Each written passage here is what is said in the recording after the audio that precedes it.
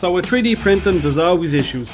I've had to mess with some settings in the slicer and then printing a few bits and getting a few fails. Just a few. And this one. I'm after setting it up again, re-level the bed, clean it off. Let's get this pinky finger done.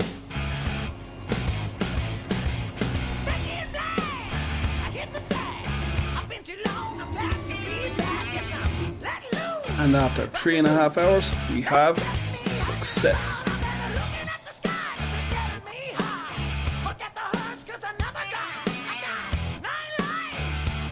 So there we have it, pinky finger.